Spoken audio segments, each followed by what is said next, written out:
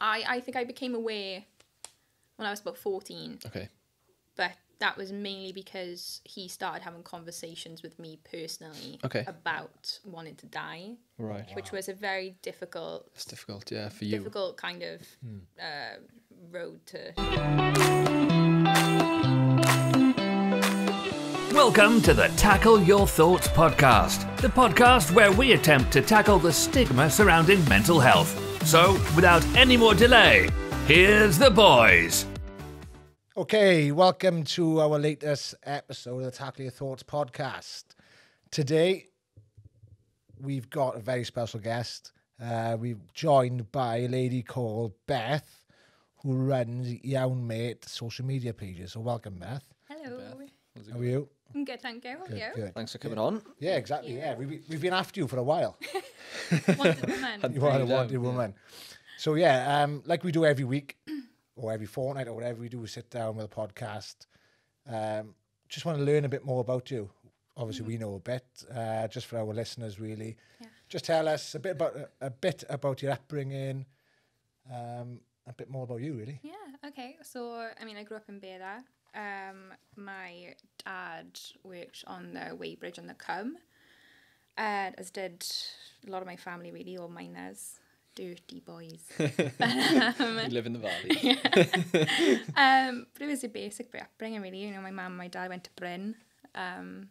Great school. No problems at all. Really? Yeah. No, it was, I think back then, Beda was definitely still a place that had a lot of community. Yeah. Lots changed now. I think you find that everywhere. Yeah. But, no, I lived in Beda till about 16. And then moved to the dark side, moved to the Vale of Glamorgan with my mum. And then moved to Australia, and I lived there then for quite a few years and moved back, and I've been back in God's country ever since. It's been lovely. Just the wrong side of the M4. Yeah, complete wrong side. I'm joking. Same amount of sheep. But yeah. Cool. So, for people who don't know, Iawn Met is just an Instagram page? So it originally started as an Instagram page back in, I think, around October last year. Mm-hmm. It came from an idea that I basically wanted to try and focus on amplifying male voices in the community and just having some kind of outreach where it was non-direct, but it was just something there that could potentially be seen not just by men in the community or male followers, by other people, and be possibly shared around. But it got to a point where I think come December time last year, I wanted to do a little bit more and thought that at the end of the day, there's so many grassroots groups in the valleys especially, and South Wales that could do with a little bit more help. We have Mind, we have Harval. Yeah. They get their lottery funding, they get, grants and so on. But it's so hard when you have groups like, Signposted Cymru, who provide immediate intervention. Yeah. And they're reliant on donations. So I thought to myself, well, if I just start maybe kind of selling some shirts here and there and then donating half the profits, maybe that will help. And it's just been going from there, really. So yeah, I did it on a whim. Amazing. And now it's still going. Yeah. Yeah, we see you, obviously. We've got a close connection with you. So, yeah. And it literally just started as a thing just to sell some tops to make some money for other organisations. Yeah. I love that, though. Yeah, definitely. Yeah. So, yeah. Where did the idea of men's mental health come from, rather than sort of blanket or women specifically? Well, I think there's two places, really. Mainly, it was my dad, which I'll run back to. But secondly, there's often a narrative that, and I am not denying that the patriarchal system exists, but there is an endemic issue in the UK that most people imprisoned are men, most people on the streets are men, lads do worse at school, and so on. There's a consistent issue throughout society for men that clearly there needs to be some change of dialogue or an adaptation of the narrative. Yeah. So that was mainly amplified then by having lost my dad. back in 2017. So he was a learning difficulty support director for the Priory. Yeah. Wicked man. Yeah. But he had bipolar, had alcoholism as well. Yeah. And I'd say around maybe the age of 19, he was playing for Bristol City for football. Oh, wow. And it was his dream, but he dislocated his kneecap in 2 places.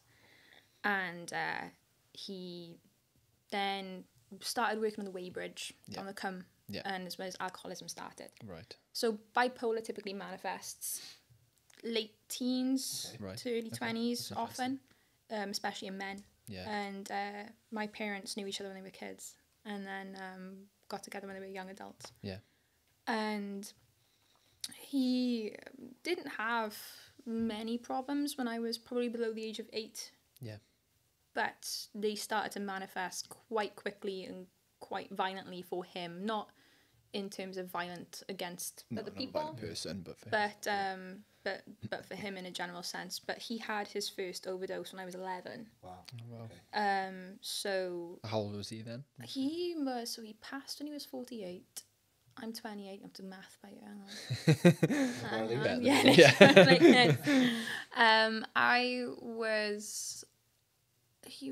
I think he was mid 30s. Mid 30s. Yeah. But in 6 months, my parents split. His father died, and he put down his dog. Now, bear in mind, he used to tell me that dairy was on purpose, and I was the mistake. So, that dog meant a lot to him.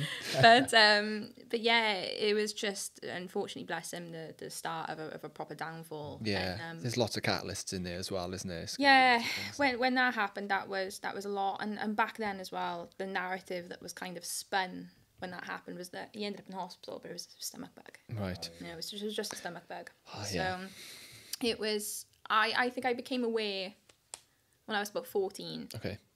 But that was mainly because he started having conversations with me personally about wanting to die. Right. Which was a very difficult... It's difficult, yeah, for you. Difficult kind of road to drive down, really. Were you living with your dad at the time? No. No, but we were very close. Yeah. We'd go take me down to the Merlin to try and play a game of darts, which I was shit at. Never got any better. I think he thought that the more you take me, I would surprisingly get better. I noticed. But yeah, for a long duration of time, from the age of around 14 to 23, when I was 23, when he did pass away, we'd have countless conversations about him wanting to die, and it wasn't as though it was done in distress, that he was distressed when he was telling me. It was literally like us having a conversation with tea. Right. It was just that was just how it was. If you don't mind, how do you deal with those conversations? How did you deal with them at the time? I didn't. You didn't? I think I went into very much like autopilot. Okay. Because if I didn't, my dad wouldn't have anyone else to speak with. Okay, yeah. Very lucky. When my parents split up when I was 11, they remained very good friends. Oh, good. And they did up until my dad passed. Yeah. You know, they loved each other a lot, and I was very lucky. Yeah. But my dad was very much someone who was very private. But I'm not sure if you know anyone with bipolar. It's cyclical. It's not how media portray it. That it's like mood swings. One minute you're up, 1 minute you're down. Yeah. Like, he had a baseline and he was fine. You know, he was functional. He was fantastic at his job. Yeah. But then he'd have months, and you could kind of sense when they were starting to happen. You get certain triggers, did he? Yeah, like certain tells, he would think that you get incredibly paranoid, like people were conspiring against him, or you know, something was wrong, and that typically ended up going into mania rather than depression. Yeah. I remember him coming down the steps one day.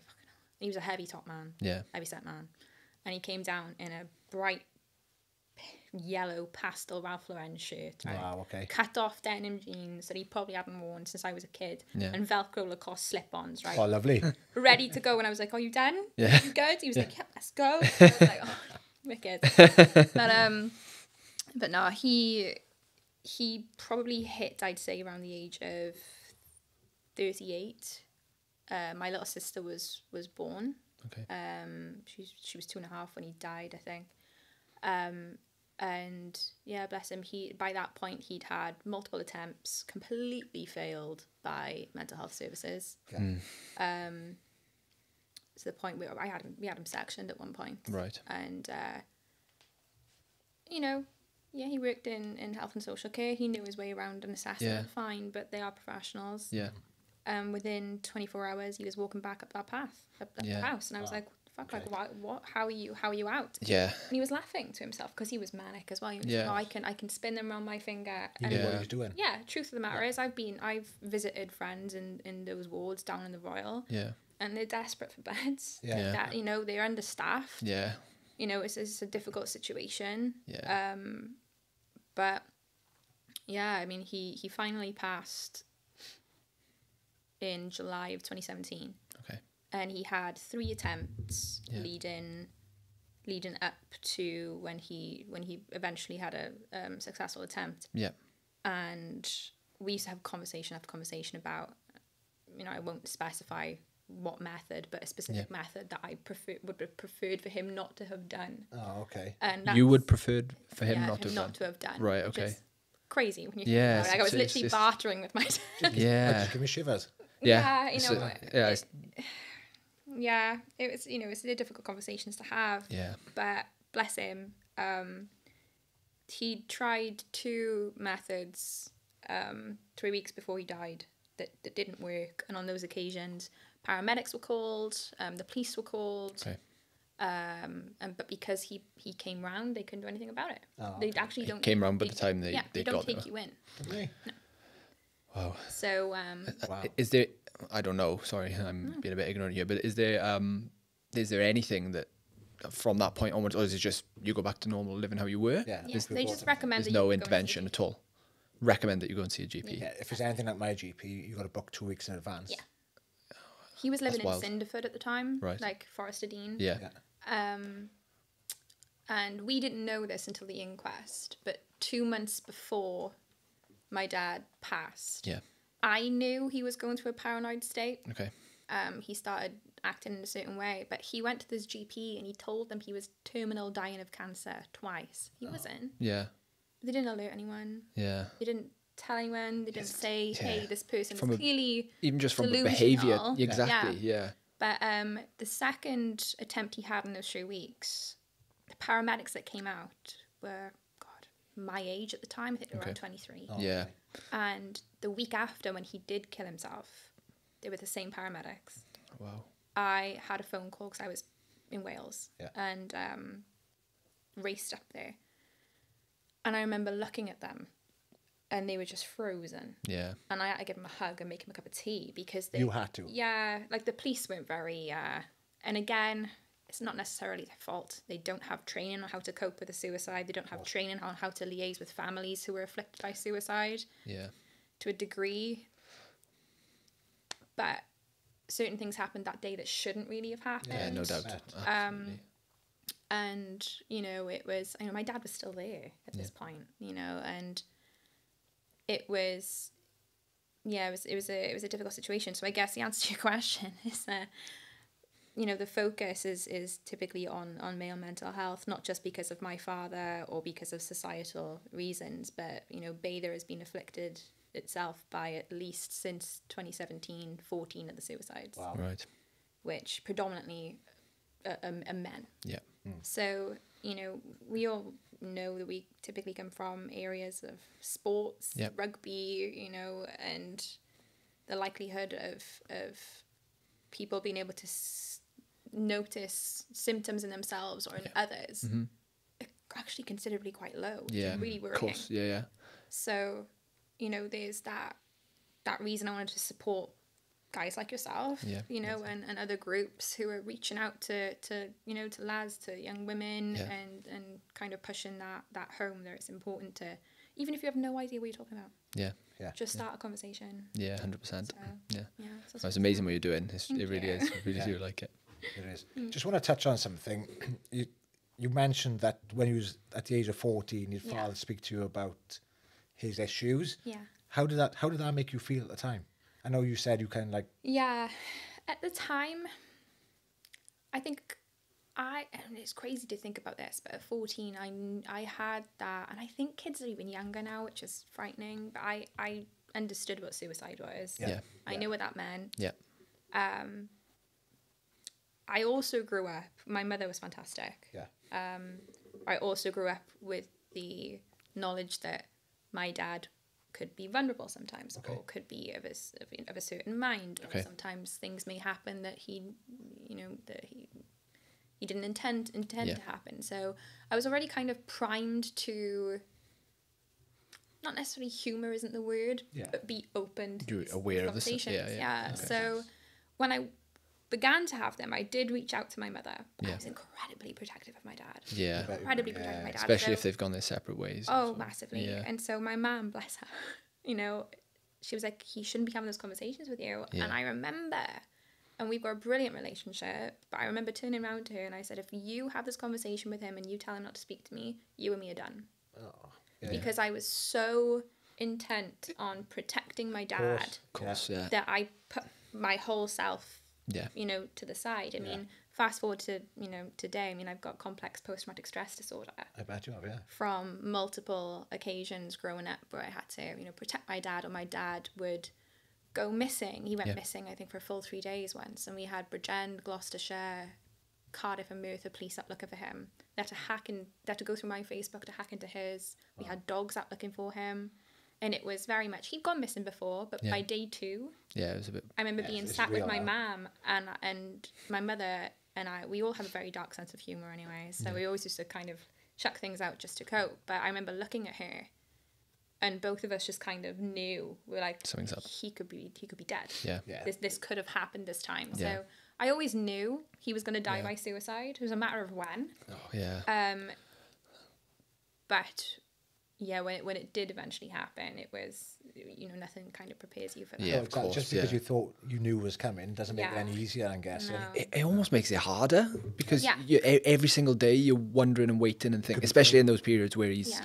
like you said, he sort of comes in and out gosh, of. yeah. Then you every minute of that day, you almost want to be stood next to him, or if Well, not, yeah, I mean, he's vulnerable. I mean, I'm like a child. I don't drive. I'm almost 30. But like, I'd have these phone calls from him where he'd ring me up, and he was a very affectionate dad anyway. Very affectionate dad. He'd either communicate with me with too much I love yous, or it'd be Blackadder quotes. So either one was welcome. I love Blackadder. I'd have a memorial bench for him up in Llangorse Lake. Right, yeah, nice. And there's 2 benches there on the hut, and one is like, in memory of like an author, a scholar, like this fancy, like yeah. They go out my dad's.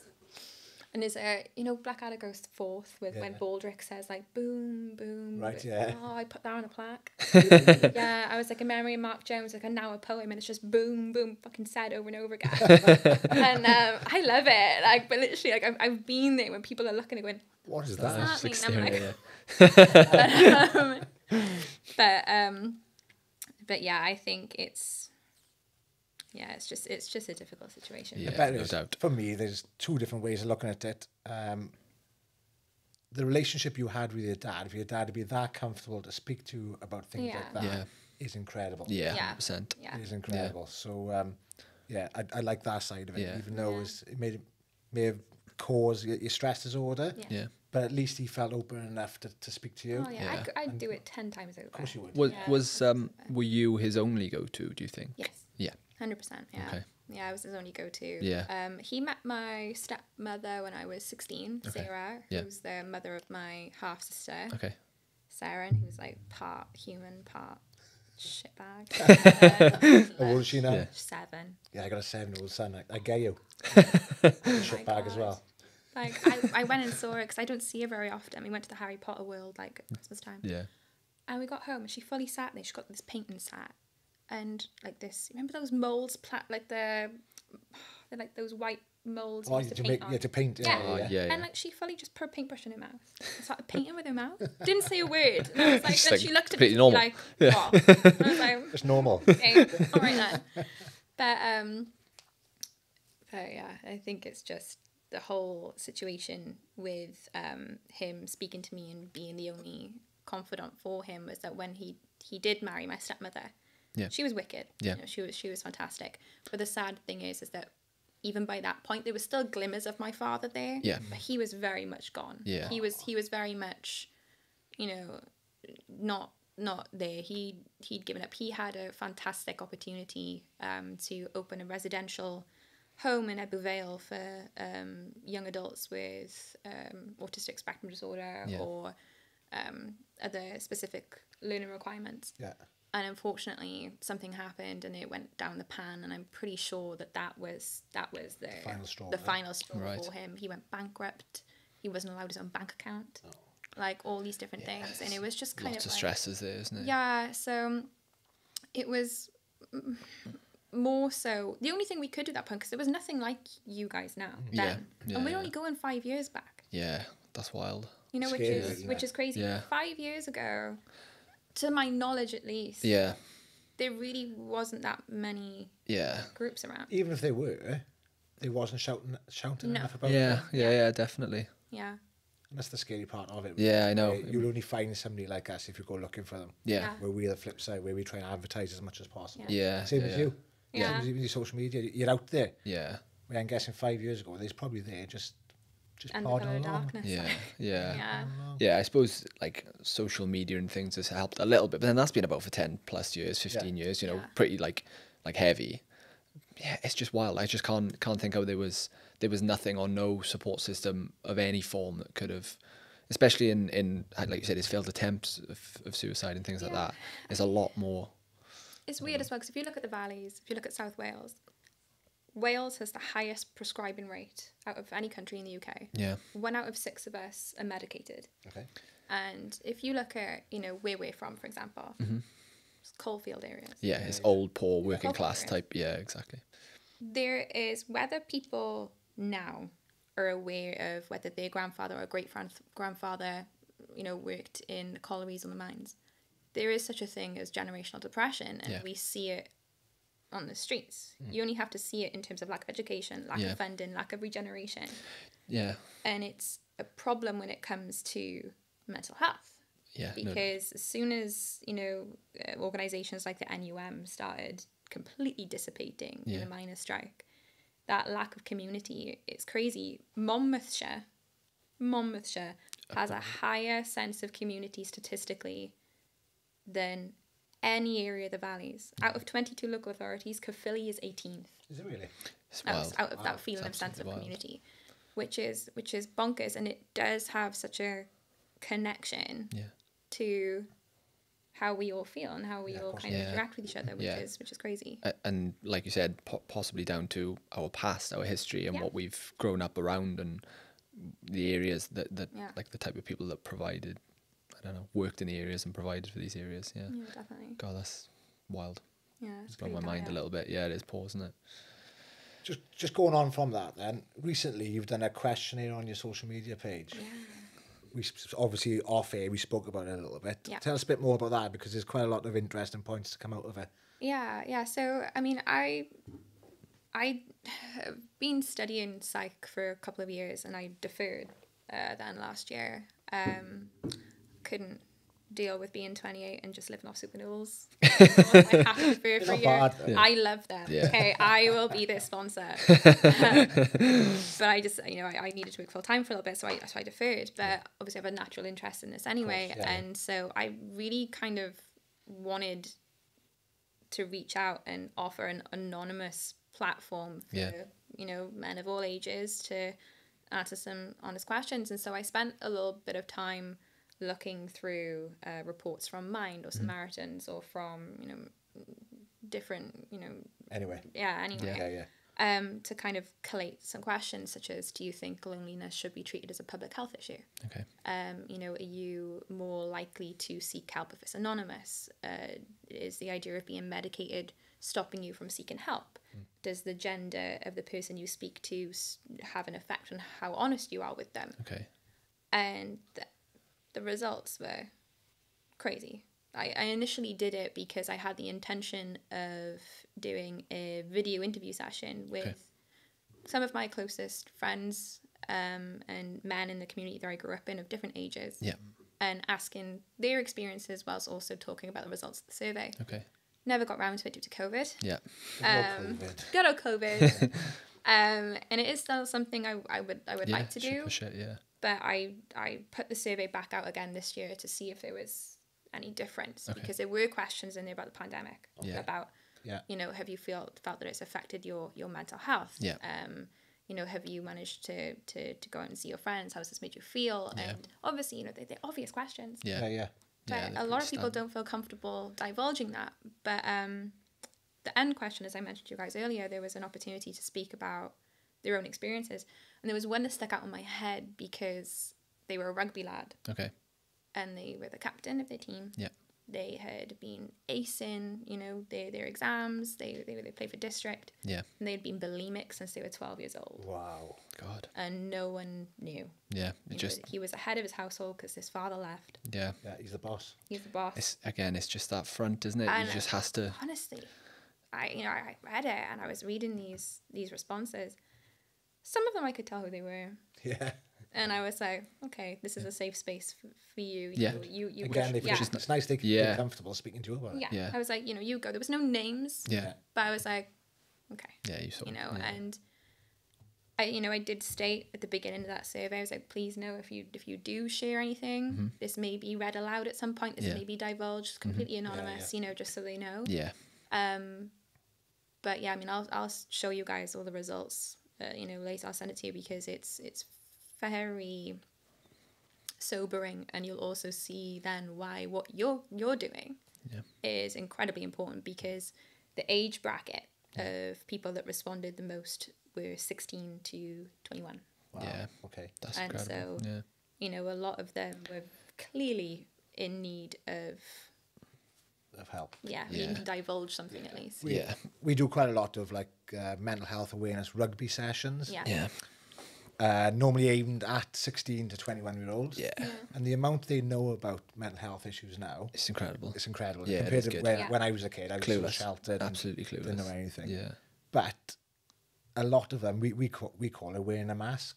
Yeah. So a lot of them are wearing a mask. And it's that questionnaire you did, and it's that rugby captain who's got bulimia. Yeah. There's more proof that there's people out there who, on the outside, there's nothing wrong with them. No. Yeah. And then they go home and they shut that door and they take their mask off and they're a completely different person. Yeah. Yeah. And that's the kind of stigma we're trying to break, really. And just 100%. Yeah. There's going to be so many different people who, like you said, feel comfortable in different situations. So whether it's, you know, speaking to filling out an anonymous form where they don't have to interact with another human or anything like that. That's their escape. That's their release. Some people, you know, through coaching sessions, some people talk to their parents or their friends or whatever. There's just, we need to be able to offer amongst everybody in the community. Definitely. Offer different, you know, options for people. Some training with Papyrus recently, and they've partnered with a company called Kooth. Okay. Where they go into schools, and it's something that can be presented to them. You can take it on yourselves, you know, it's like not necessarily a social media thing, but they can download it onto their phones, and it's like a checking app. Okay. Nice. And it sets an algorithm, so it actually can kind of track how they're feeling. Okay. And if that app feels that you may be at risk, it will encourage you to go, hey, why didn't you take 5 minutes. Take or 5 go minutes. Speak to You someone. know, maybe consider speaking to someone about it. The likelihood of someone amazing. doing that might be low. If but it's one in a still- million, it yeah. helps. You know, Exactly. it's That was one we of always our go back goals, to that. wasn't Yeah. one of our goals is just to help one person. Yeah. Yeah. As soon as you help that one person, you kind of won, really. Yeah. Exactly. 'Cause you can't help everybody. No, you're but never if you going to. could. Yeah. But yeah. Yeah, it's really interesting. What was that again? What was that? Kooth. Kooth. K-O-O-T-H. K-O-O-T-H. Yeah, You'll I've have a got look at that. PowerPoint stuff, and I'll send it to you. Yeah, we'll have a look. That's We'll put that in the interesting. description of the podcast. Yeah, and everything definitely. on Yeah, if YouTube. anybody wants to have a look at that, then we'll have a look at it, definitely. Yeah. Amazing. Just touching on you a bit more, really. Just saying you deferred. Talk to us about your plans for the future. Then. So I deferred for a year because, I mean, I'm an older student anyway, even though I look about 10. But I used to go into class, and I did a foundation year. Yeah. And there were people on there I'm friends with now, but they were all like 20 years old. Yeah. And they'd pull a fucking chair out for me when I walk in the class, right? They'd go, oh, Help you you up. right? Oh, Piss off. Yeah. thank you. I had a child single on a bus the other day. Yeah. I got angry for like a split second, and I was like, actually, yeah, go on, yeah. But Like an ID. but yeah, I mean, I do plan on going back in February, but I'm transferring over to Open Uni, so I can do it online. But ideally, I spent 10 years thinking that I wanted to do clinical psychology. Okay. That I wanted to work with people hands-on. Yeah. And come into terms with the post-traumatic stress disorder and kind of accepting that maybe not having the emotional capacity for that Okay. could be a factor. Yeah. I then started to kind of gear my direction to prevention instead and campaigns. So I started working with Movember. Yeah. And stupidly fucking started to train to climb Everest Base Camp earlier this year. I climbed the Garth 4 times. I think I am. Like, literally. Didn't even climb Pen y Fan. You could climb the stairs. And that's Oh, shocking behaviour. But it was Amazing. only when I was at the airport, I was on the plane, and I was like, this is real. I got to climb Everest. I was like, oh my God. But that was a ball ache. That That's was amazing. early February. Everyone said to me, "Are you sure you want to go early February? Like it's pretty cold." It's I'm like, winter. It's cold anyway. in right? Wales, fine, it's yeah. fine. Yeah. Literally, like snow at my thighs. Like I had crampons on. I had like sticks. And doesn't help that my arms are like the size of like 2 rulers anyway. So trying to, I did. I managed to get up to Den Bosch, which was like 2 days before base camp. And How long is the walk? it took me 5 days. 5 days to get to there. Wow. But I started to get to a point where I was like, I can't see. Like, Yeah. I can't see. And it was like snow blindness, but like it was due to altitude sickness. Yeah. I just couldn't see anything. And eventually they were like, look, I rang my insurance and they were like, look, if you go any further now, We don't insure you you. can come in. Ta-ra. I was like, sick, nice one, guys. Yeah. Thanks for that. So I tick it out.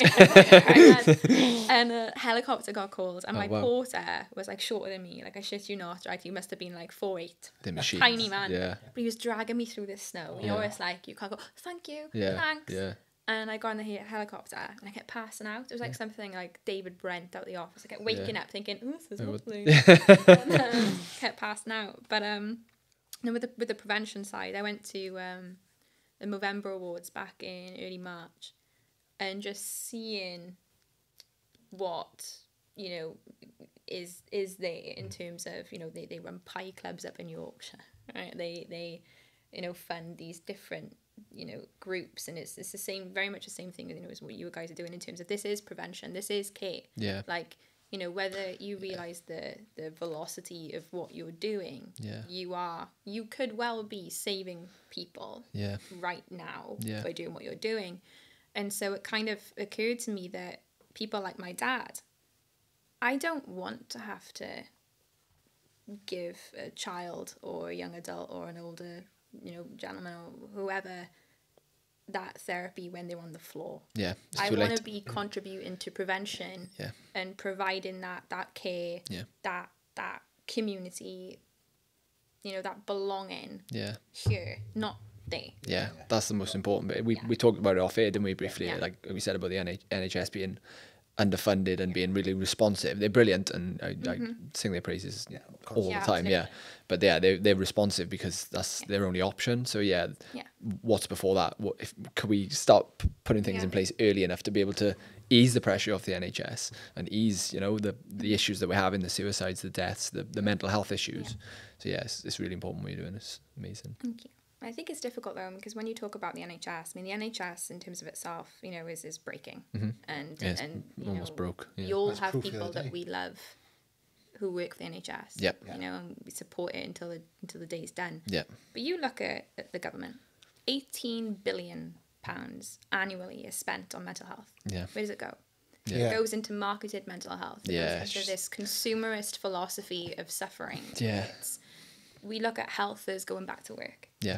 Yeah. Like, we look at people It's not as necessarily healthy. commodities. Yeah. And the frustrating thing is that there's a book called the DSM-5, which is a diagnostic statistical manual for mental health disorders. Okay.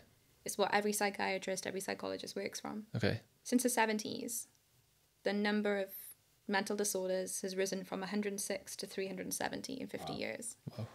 Now, the DSM-5, the 3 last chairs of the DSM have had high stakes in the pharmaceutical companies.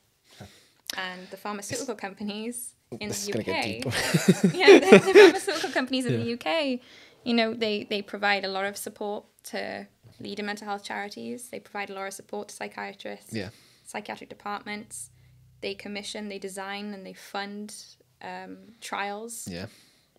I'm medicated myself. Like, I'm on antipsychotics, and I have been, you know, for a while, and I typically take that for post-traumatic stress disorder. Yeah. I am not shitting on medication by any means. Yeah.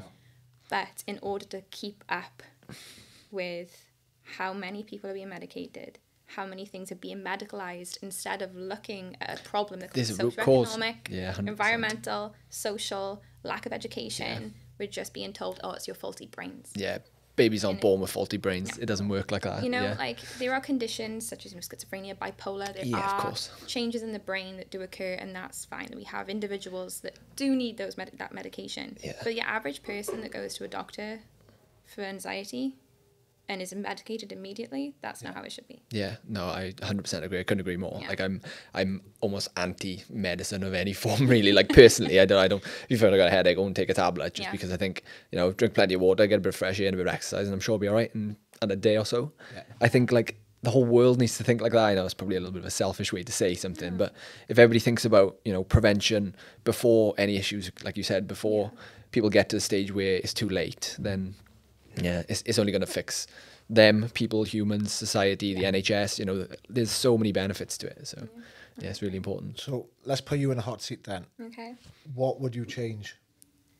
About, The DSM-5 you're saying, and I would, honestly, yeah, do it. Yeah, super honest. I would tear psychiatry down Go on then. and start again, because psychiatry is inherently violent. You ask the majority of people that go into a mental health institute or go into the Royal, you ask them when they come out, they're more traumatized than when Worse. they went in. Yeah, The difficult, you know, you can argue what's understaffing, it's this. Yeah. Psychiatry itself was, you know, grounded and built on means of oppression and not to mend or to fix Yep. or to cure or to help. they're, It was, they're plasters over something that needs stitches.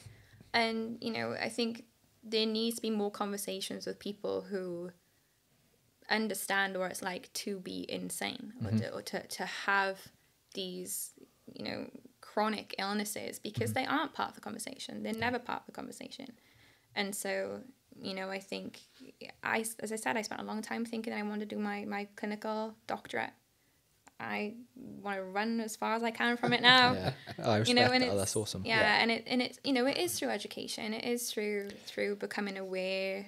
And I know that the likelihood of, you know, I have, like I said, I have PTSD and psychosis, which is why I'm medicated, and is a strong likelihood that throughout my life I'll probably come off meds and go back on again them, you know, in the future as and when I need them. Yeah, yeah. There's nothing wrong with that. No. Do you feel like the meds help?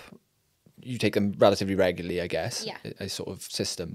Do you think they help because you take them regularly, or do you think they could be almost like the emergency response to what? I won't know. You don't know. I Okay. don't know. I mean, to be fair, when I got prescribed them again last year, I was coming off of quite a paranoid.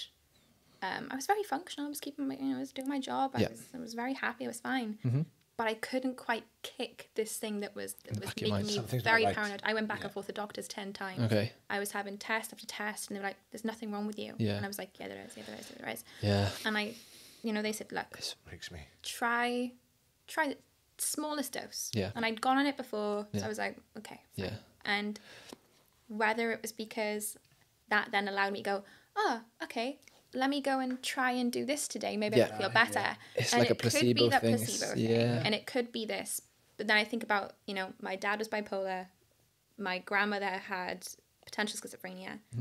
It is hereditary. There are certain things that, you know, I could have inherited, whether it was because it was environmental Yeah, potentially. or whether it was, you know, I'll never know. Hereditary, yeah. But Sort of nature, nurture. yeah. You talk about the placebo effect. I don't really care if it's a placebo effect or not, but if No. it works, it works. Exactly. Type of thing. So I don't disagree with medication, but I think we could save a lot more people and save a hell of a lot of money and effort and medication could be the 10% rather than the 90% for helping and fixing people. It has its place, and yeah, some people have, you know, chemical problems in their brains and chemical reactions that don't work. That makes sense, but yeah, if Not the majority. no, you can fix things through early prevention and mental strengthening from a young age, definitely. Well, there's GP surgeries up in North Wales are the first in the UK to prescribe outside.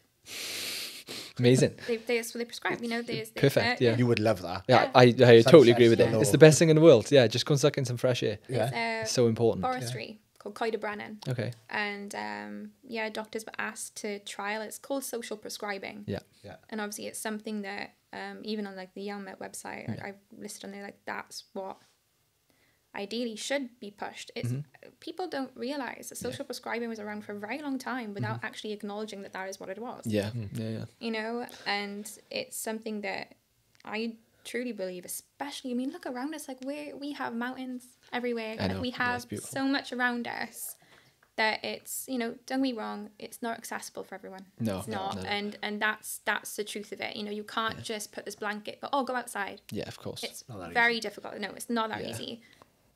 But if you start young, and if kids now, you know, are approached and said, hey, you know, let's go and do a little well-being. Put down your walk, and screen and tell let's- them yeah. that these tools are accessible for them and use those buzzwords. Just little bites. Yeah, just tiny little bits. Ultimately, has it got to be in the middle of a forestry or No, anything? it doesn't have to No, be. just No, get no. outside Just your sit in front your door. garden. Yeah, Yeah, like okay. people stare at the coal face, and like that's a figurative term, but they have done for centuries. And the coal face is now a computer screen, or you know, in front of, if you're a trade, in front of your whatever your trade is. So yeah, being able to break that, I'm like a huge advocate of being able to, you know, if you need a 10-minute walk or whatever, Yeah, do just it. piss off and go and do it. Like don't wanna.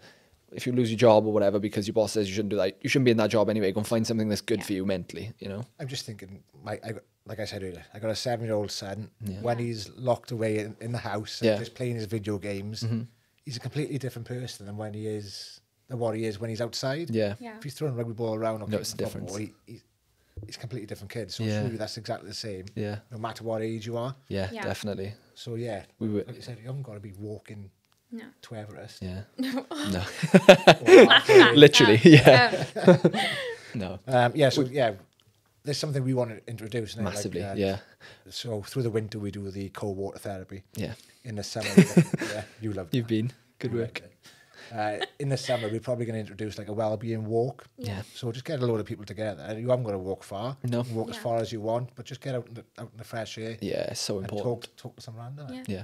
I think it's good because obviously if you do stuff like that and a person thinks, oh, that's cool, and they ask a friend, Yeah. they hold themselves accountable Yeah. Yeah, by going. And I'm the shittest at that. Like, I'm so bad. I'm such a lazy asshole. You can't Like- be. You climbed Everest. Oh, Yeah, I know, yeah. A full show. Again. Everyone.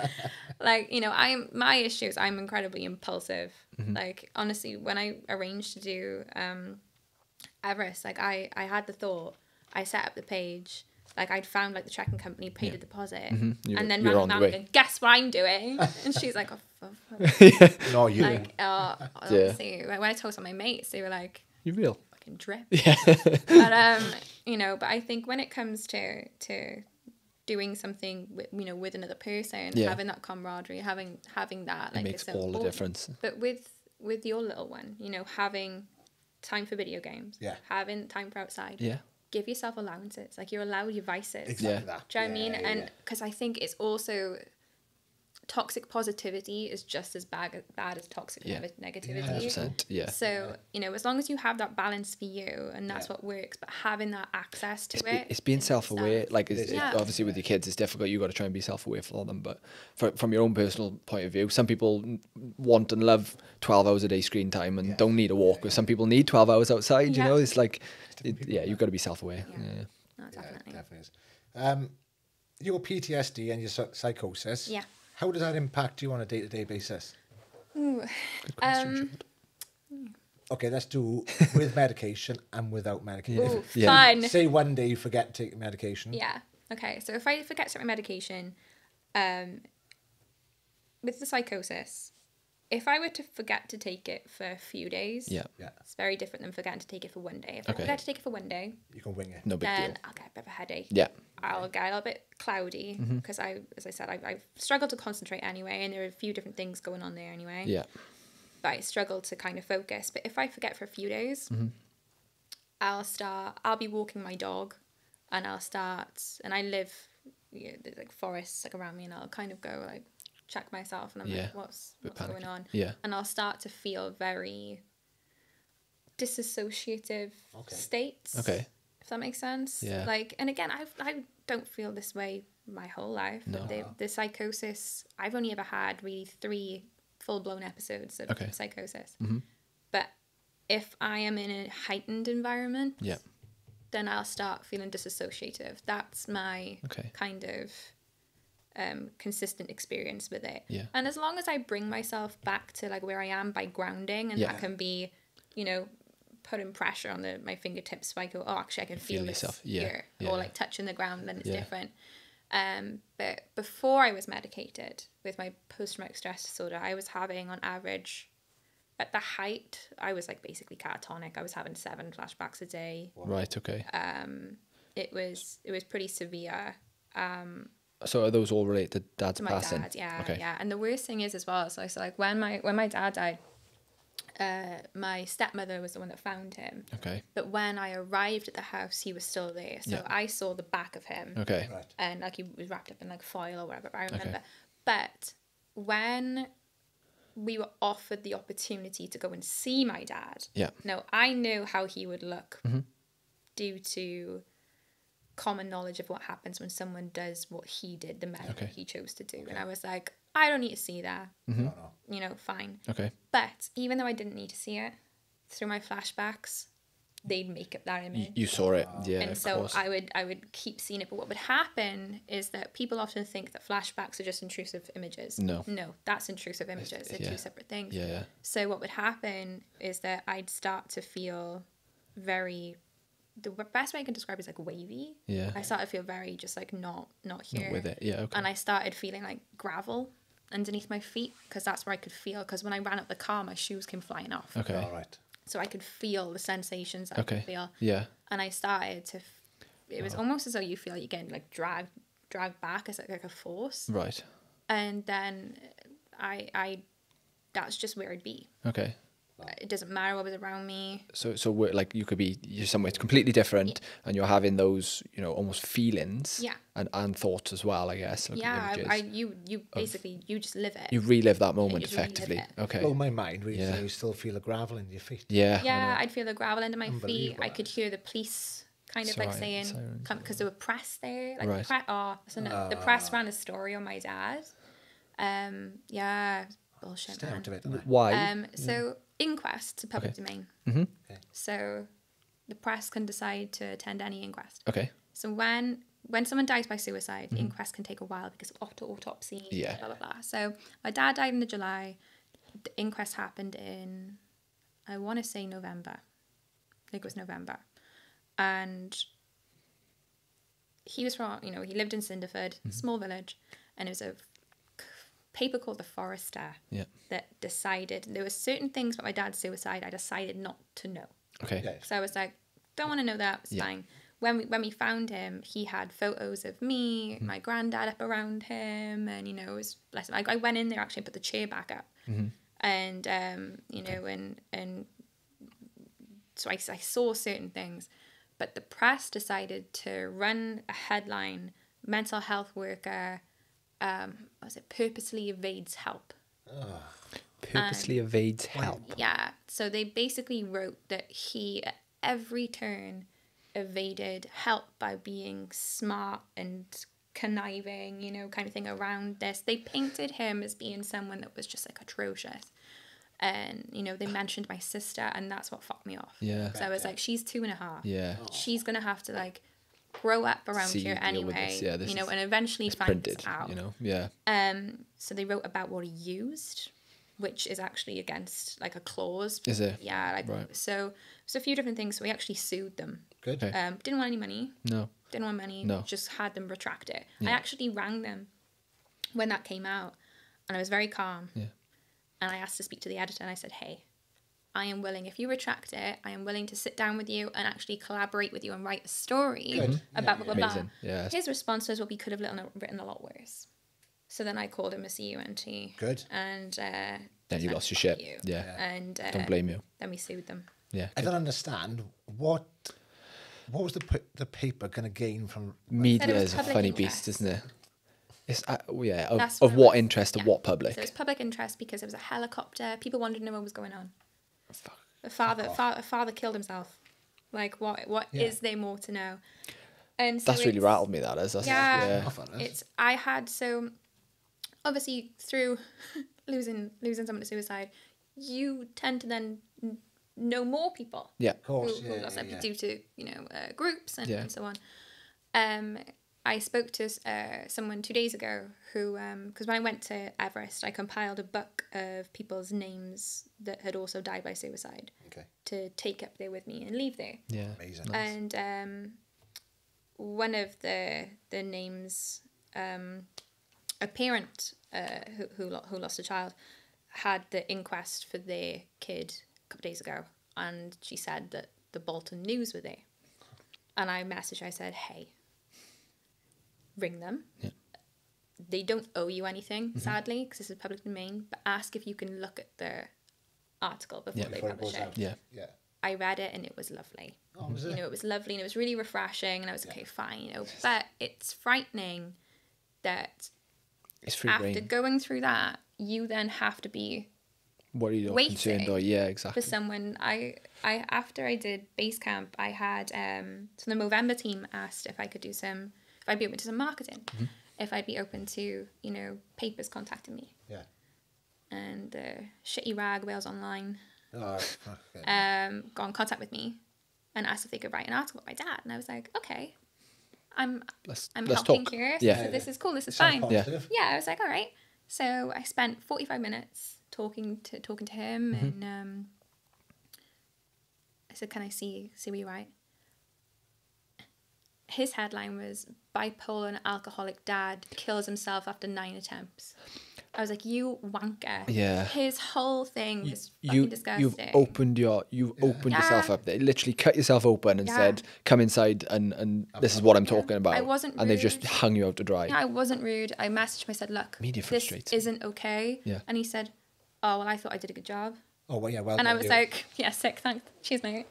But yeah, it's just, I think Media's a big the problem. media is a problem. Media Oh, is a massively, problem. yeah. I think social media helps in that it's a bit more, open for anybody and everybody to put things on. Yeah. With traditional media is driven in that way. It's driven by headlines and articles. Exactly, yeah. It's just clickbait. But again, what That's so can we do frustrating. about that? How can we change that? I think people Stop can fucking buying the Sun. Yeah. rag. Don't What a read rag. Wales Online. Yeah. That is bullshit. It is Sorry. shite. You're out. Don't sue us. Yeah. We love you. I do think, it is very difficult to police the media. We're never going to be able to do it. But especially things like Wales Online, because, they have Western Mail. They're obviously made up of like a conglomerate of Good word. things. Thanks. I was surprised at myself there. I've had a beer. But, I think it comes down to, encouraging the use of language. You know, it comes down to something as simple as, don't say commit suicide. It's not a crime anymore. It hasn't been a crime for a very long time. Yeah, you're right there. Yeah. You could say they killed themselves. It's visceral. And so you go, ugh. It But is, but it kind of is. It's what it was. It's factual, Yeah, exactly. it's Yeah, what happened. Yeah, you know? exactly. What it is, Yeah, like telling the truth. they've taken their life. They've, but I have friends who, and they don't mean it with malice at all. But when I hear commit suicide, it does sting me a bit. Okay. Because I'm like, my dad's not a criminal. Yeah. Like I'm proud of what he did. Like, Yeah. That word commit Yeah. stands out. Yeah. Yeah. When you hear, because when you hear it all the time, you think, oh, I want it, but when you actually think hear about it, and Yeah. you go, oh, actually, that's not nice. That's interesting. Yeah. Not nice at all. Well, obviously, the whole situation you've been through is not nice. No, yeah. And it's really amazing that you've taken that and turned it into a strength of yours, and that you're, encouraging and helping other people from it, because it'd be so easy to to close your doors, especially after like the media things and everything else that's come into your life over the last 2 or 3 years. It's so easy to close your doors and walk away from it. So Thank you. bravo. Yeah, well done. So let's talk about your social media then. What's the plans for the future with that, Ooh, well, if you've got any? yeah, I do. On the spotlight. You're going up Everest again. Go to the top this time. Oh my god, I did CADA literally last year with my stepdad. Yeah. Couldn't walk for days. Fuck. I say we did. I did 3 peaks. Yeah. And it fucking killed me, honest to God. I did 60,000 steps in the day. Honest to God, it absolutely killed me. Yeah, my feet are still hurting. It was a mission. It was the hardest thing I've done in a long, long time. That's rank. So, yeah. No, with the social media, I am hoping to get onto a associate tutor course where I'll be able to train people to become suicide first aiders. Okay. So if I manage to get onto the course, it's a little bit pricey. If I get onto it, then How much is it? Sorry. 2.5k. Okay. Oh, hello. It's a lot of super noodles. Yeah. It's on the brain. Yeah, if I manage to get onto that course, then I would do it under, Iawn Met umbrella. I'd obviously take like a fee for delivering the course, but the majority of it then would then be donated. Yeah. But with the social media side, I'm just going to continue doing the little posts and whatnot. But this month, what month are we in? February, March was the last collective 2 months where the funds would go to one of the initial initiatives. Yeah. But from now forward, be going to you guys, Yeah. which is Appreciate fun. that. Yeah, thank you very much. That's fine. But I've got a limited shirt coming out this month, which is going to go to Recovery Cymru. Okay. Alongside obviously the normal merch, but that's because of obviously with Taylor Hawkins from Foo Fighters passing. Yeah. And I listened to Cullen as well. You know, it was just like shit. Yeah. So that'll be hopefully done in the next few days. Nice. But I think with social media, and you guys might agree with me on this, when you work full time and you have everything else going on as well, like you want to sit down and think, right, let's plan some stuff. And we have a mutual friend who runs Valleys. Yeah.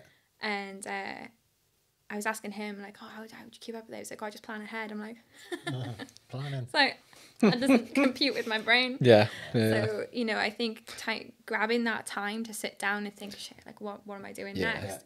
It's difficult. So I think for now it's very much continuing it as it's going and just seeing where that goes really, because I'm really content with Iawn Met. For me, has the longevity of existing as long as it's helping. So because it's not something that at this moment in time anyway, like I foresee as becoming like a full-term situation for me, but it was started with that intention of helping, and for as long as it does, it'll continue doing that. So. Amazing. Yeah, we get it. Yeah, 100%. It was just the 3 of us to start, and we've just brought on another 7 volunteers now. Because real life gets in the way. It does. It's so sometimes you've got to weigh up. Tackle your thoughts is really important to us, but also real life is. Yeah. So well, you got to look after your own mental health. You got to have time to go for a walk or play with your kids or whatever is important to you. So it's super important to you've got to be self-aware. Exactly. Yeah. But just to touch on the donations you've given us, it's a massive help for us. Yeah, really appreciate it. It's awesome. A hell of a lot for us. So thank you very much. You're welcome. Very much appreciated. We'll still charge you to get in cold water. Honestly, it's only a favour. How did you find that? I've done it a couple of times before, but I haven't done it for ages. The first time I did it, fucking knobhead, went down Southern Down in January. But to be fair, Canada Lakes Lodge, I found the coldest that I have done. Really? Yeah, my heart was in my mouth. Jan Feb was tough for me. I struggled Jan Feb, but then it was a lot easier this month. March, just gone. Yeah, March. How do you feel afterwards? I loved it. Yeah? Yeah, you get out and you're just like, you're ready to go, innit? Yeah. It's like that little fresh air walk we're talking about. It's like a little intensive one of them. Next time, maybe do a lap after it. Like, lap of the lake. In, out. Buzzing. Just before we finish off, you've been through the ringer, to be fair, and how positive you are, and just seeing the smile on your face is incredible. Have you got any advice for anybody who may be going through what you went through, or Yeah. maybe not as bad type of thing. or maybe not yet going through something, but who's got somebody who's having those kind of conversations like you had with your dad or anything like that, where, you know, they might be able to lean into somebody or something where they can actually get help for that person. Maybe. I'd have 2 pieces of advice. Okay. Create a crisis plan. Okay. Because just from my experience and from speaking to other people who have lost people very recently, Yeah. sometimes seeking help from authorities or from, you know, mental health places doesn't help sometimes. Yeah. So creating a crisis plan where you talk to that person and say, hey, is there a moment in time where if we begin to recognize one of your behaviors, you want to pull the plug on going this alone? Okay. You know, that where I am able to take that burden off myself and go and speak to someone about it. Try and get as many people as involved as possible, trusted people. Yeah. You know, ask that person what may be a trigger for them at any moment in time, and just really open up that conversation and be as honest as possible. Because if they're not willing to have that with you, and they're not willing to meet you halfway, as much as it hurts and as much as you may think, oh, I can't let this person down, if you're not if your needs in this situation aren't being met because they are just as important, then you can't put yourself as a sacrificial lamb. Yeah. You can't. Yeah. No, it's first rule of lifeguards: save yourself. Exactly. Be selfish. Yeah. But no, I think it's, if I could have gone back, I would have definitely tried to seek comfort and help in someone else, as well as just as myself. I think when you're in that, it's like being in a wind tunnel, you know, all you can do is just kind of Super face it head focused, on at that moment in time. But it isn't what's best for you or the other person. Okay. So, you know, definitely would be to have, as I said, open conversations with that person, and also try and seek, you know, comfort for yourself as well. Okay. In someone that you trust. Yeah. Amazing. Yeah. Definitely. That's awesome. Yeah, useful advice. Yeah. Very powerful. From us, is there anything else you want to add? I really enjoyed myself. Yeah, good. We have as well. Glad. Yeah, it's been really good. Thank Really you. interesting. Yeah, you've done really well. I think you're really inspirational. Yeah, So very I much can't so. believe like what you've been through and the way you're kind of like fixed on helping other people now. Yeah. Honestly, I'm only as you know, focused as like my dad and my mom made me. You know, like I think the difficulty is that a lot of people hear, oh, your dad killed himself, I'm so sorry.